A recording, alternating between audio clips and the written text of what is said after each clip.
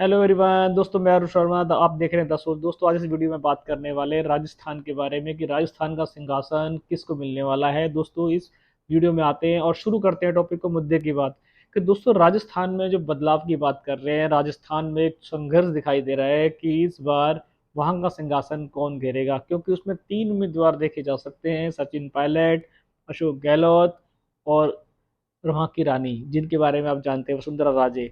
पर इसमें काफ़ी सारी चीज़ में देखा जाए तो बहुत सारे सूत्र अलग अलग प्रतिक्रियाएं बताई जाती हैं कि पहले तो कांग्रेस की सरकार के आने के पूरे चांस थे, जिसमें कुछ भी नहीं देखा जा सकता कोई और पार्टी उसमें मोर्चा मारे। पर बीच में जब से सचिन पायलट ने जो विरुद्ध का बिगुल बजाया था, अपना गुट बना लिया था, उससे काफ़ी सारा सचिन पायलट की उससे कांग्रेस पार्टी को नुकसान हुआ और दो खेमे बन गए।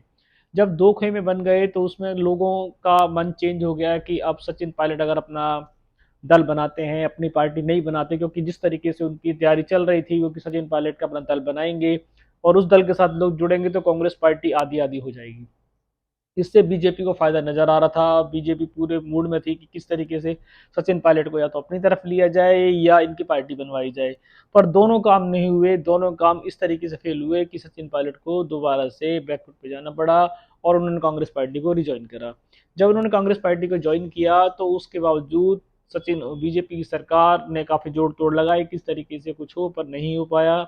उसके बाद बात करते हैं कि जिस तरह प्रकाश मणिपुर का कांड हुआ, उसमें लाल डायरी जो निकल के आई, उससे राजस्थान में संकट गहरा गया और उससे राजस्थान की बनी बनाई सारी चौकट बिखर गई। अब अशोक गहलोत बताते हैं कि उन्होंने बहुत काम किया, उसके बावजूद वहां पे जो आए दिन रेप की घटनाएं हुई, उसमें सरकार फेल होती नजर आई। उसमें सरकार कुछ हद तक कामयाब नहीं हो पाई, जिससे अदर प्रदेशों की गवर्नमेंट को बोलने का मौका मिला। और सचिन पायलट उनके कामों से पहले ही बहुत खुश नहीं थे, पर मजबूरी में कहें या किस किस की बात को जब वो देते हुए उन्होंने दोबारा से कांग्रेस पार्टी को ज्वाइन किया। अब बात बनी कि उन्होंने पहले कहा कि राजस्थान का सीएम वो अकेले बनेंगे, जिस तरीके से पार्टी को सपोर्ट कर रही थी। पर सचिन पायलट को जब पार्टी में ज्वाइन कराया गया तो उसमें ये बात रख दी गई थी, पार्टी में जो चेहरे पे जीत के आएगा सीएम वो बनेगा। तो फिलहाल सचिन पायलट को ये सांत्वना दी गई, अशोक गहलोत को ये कहा गया। पर अब अगर बात करें चुनावी मुद्दों की, कुछ दिनों से जब से ये लाल डायरी का जिक्र हुआ, उसमें अशोक गहलोत की बात करें तो वो खुद ही पार्टी से, अब सिंहासन से उनका मुंह खत्म हो गया। वो कह रहे हैं कि मुझे तो पार्टी में, मतलब कि मैं रहता हूँ और काम कर रहे हैं मैंने, पर मुझे सीएम पद में पे नहीं रहना चाहता हूँ।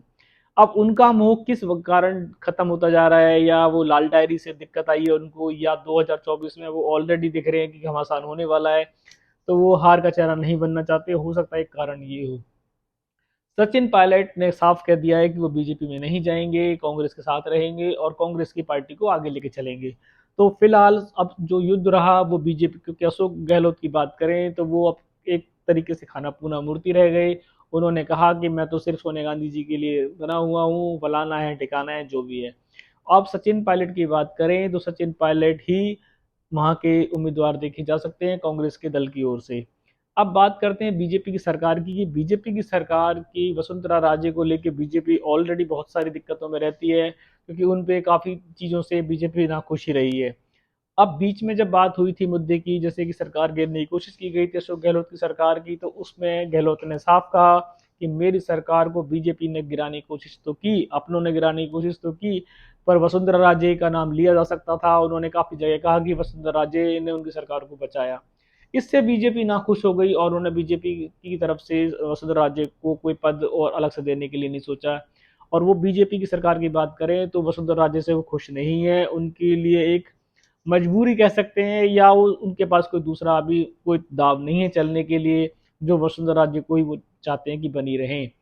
अगर वहां से गलती से बीजेपी आती है या जोड़ तोड़ बन जाता है तो वसुंधरा राजे को सीएम बनाने के लिए वो 100 बार बीजेपी सरकार सोचेगी, क्योंकि उनको पता है कि ये अशोक गहलोत के साथ नजर आती हैं। भले ही पार्टी में बीजेपी की हो, पर अशोक गहलोत को कई बार इनको सपोर्ट करते देखा गया है, मंच पे भी देखा गया है, और ये सूत्र बताते हैं कि ये इनमें आपस में कभी ऐसा मतभेद नहीं रहा। तो बीजेपी सरकार चाहती है कि भले ही बीजेपी वहां आ जाए, पर सीएम के लिए वो वसुंधरा राजे को खुश नहीं कर सकते। ये एक चुनावी मुद्दा रहेगा और वसुंधरा राजे ने साफ कह दिया है कि वो सीएम ही बनेगी, इसके अलावा वो कोई पद नहीं लेंगी।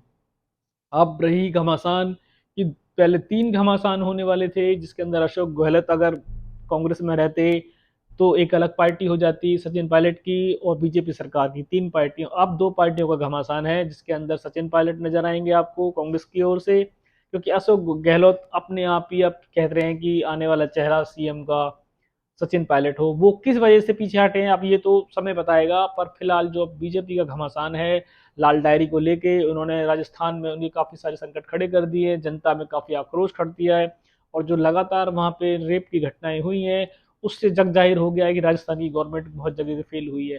तो बीजेपी कुछ हद तक अपने मंसूबों पे कामयाब होती नजर आ रही है, और अशोक गहलोत की बात करें तो उनकी काफी सारी सिस्टमेटिक जो कमियां थी वो जग जाहिर उनको करने में कामयाब हुई है बीजेपी सरकार।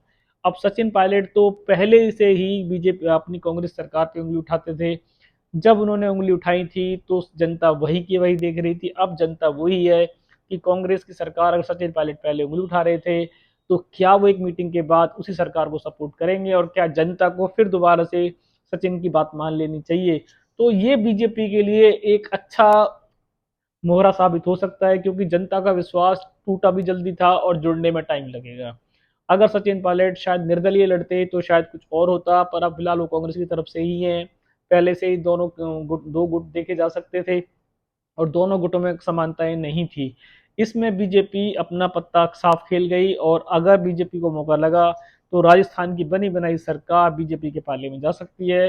पर सीएम के लिए वो सिंधिया अगर बात करें वसुंधरा राजे से बिल्कुल खुश नहीं है, वो उनकी मजबूरी होगी वो अगर बताएं तो शायद उनके पास कोई पत्ता ना हो। पर अगर कांग्रेस की बात करें तो कांग्रेस में भी अभी एक कहने वाली बातें ही है कि सचिन बनेंगे या गहलोत बनेंगे।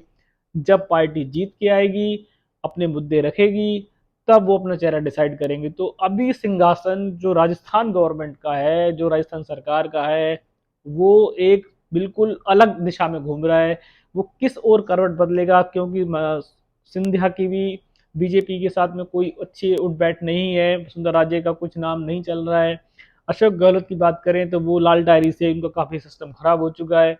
सचिन पायलट की बात करें तो पार्टी में कितने गुट हैं और क्या लोग उनको जिताने में उनका साथ दे पाएंगे, ये अब बहुत सारा चर्चा का विषय है, क्योंकि राजस्थान का जो सिंहासन है वो टुकड़ों में घूम रहा है, एक तरफ जाता नहीं दिखाई दे रहा। क्योंकि पहले तो जब लग रहा था कि दोनों ये राजस्थान सचिन पायलट और गहलोत एक साथ थे तो एक तरफ पलड़ा भारी हो रहा था। जब से इनमें दरार पड़ी है उसके बावजूद जनता में थोड़ा सा नेगेटिव मैसेज गया है कि फिर दोबारा से क्या सचिन पायलट की बात को मान लेना चाहिए, जो कल तक अपनी सरकार पे आरोप लगा रहे थे, जिसपे मोदी जी ने रैली में भी काफी सारी बात की थी कि प्रदेश का सीएम कुछ कहता है, वहां की पार्टी कुछ कहती है, बहुत सारी चीज जनता के माइंड में घर कर गई हैं। तो अगर हुआ राजस्थान में चुनाव तो हो सकता है कि एक तरफा बीजेपी ले जाए, अगर सचिन पायलट दोबारा से जनता को मनाने में कामयाब नहीं हुए, अपने मुद्दों को समझाने में को दिक्कतें आई, क्योंकि गहलोत अब सरेंडर होते नजर आ रहे हैं। वो नहीं चाहते कि मैं सीएम बनूं, या वो पहले से ही अपने आप को जो आजकल अजीब गरीब बयान वो दे रहे हैं उन बयानों में वो खुद ही घिरते नजर आ रहे हैं कि जब आपसे सीएम पद छोड़ने के लिए कहा गया तो आपने सीएम पद नहीं छोड़ा, आपको अध्यक्ष उपाध्यक्ष बनाया गया तो आपने वो पद भी नहीं लिया, अब आप कह रहे हैं कि मैं तो सिर्फ मजबूरी में बना बैठा हूँ, सो एंड सो अब जो भी चल रहा है। पर सचिन पायलट के लिए इन्होंने संघर्ष काफी बड़ा खड़ा कर दिया है। सचिन पायलट की टीम को अगर बीजेपी से इलेक्शन लड़ना है तो इन्हें काफी सारे संघर्षों का सामना करना पड़ेगा। जयपुर का इलेक्शन, बीजेपी का इलेक्शन जो भी है, वहां पे इनको सचिन पायलट को निकालना इस बार थोड़ा भारी पड़ सकता है, क्योंकि लाल डायरी के बाद कांग्रेस की सरकार पे बहुत सारे सवाल हैं, चाहे वो कुछ भी रहे हो, उसमें जो इनके पर्दे नहीं थे वो भी खुल के सामने आ गए, और काफी सारी चीज पब्लिक को समझ में आ चुकी है। दोस्तों अभी राजस्थान की बात कर लेते हैं, तो राजस्थान में जो इलेक्शन होगा वहां का चुनाव सबसे देखने लायक होगा, क्योंकि वहां सिंहासन किधर का भी करवट बदल सकता है, वहां एक तरफा भाव नहीं आ रहा। फिर भी जब ग्राउंड जीरो की बात करेंगे, जनता से रूबरू होंगे, अभी टाइम है इलेक्शन में, इलेक्शन जब जनता के पास से सारी खबर आएंगी कि जनता ने किस तरफ अपना झुकाव दिया है, तो वो डिबेट हम आपको सबसे पहले बताएंगे।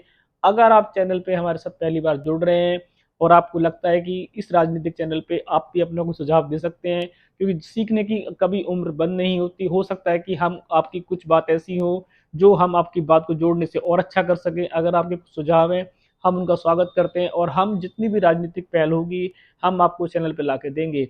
ताकि जो भी राजनीतिक मुद्दा है, जनता का मुद्दा है, वो आपको सबसे पहले देखने को और सुनने को मिले। अगर आप हमारे चैनल पर पहली बार हैं तो आप चैनल को सब्सक्राइब कर सकते हैं, हैंडल पे जुड़ सकते हैं, ताकि जो भी हमने राजनीतिक डिबेट अब तक बनाई है वो आपका हिस्सा बन सके और आने वाली वीडियो में भी आप लोग सहयोग करें। दोस्तों फिर मिलते हैं नए टॉपिक और नई वीडियो के साथ, तब तक अपना ध्यान रखें। नमस्कार दोस्तों।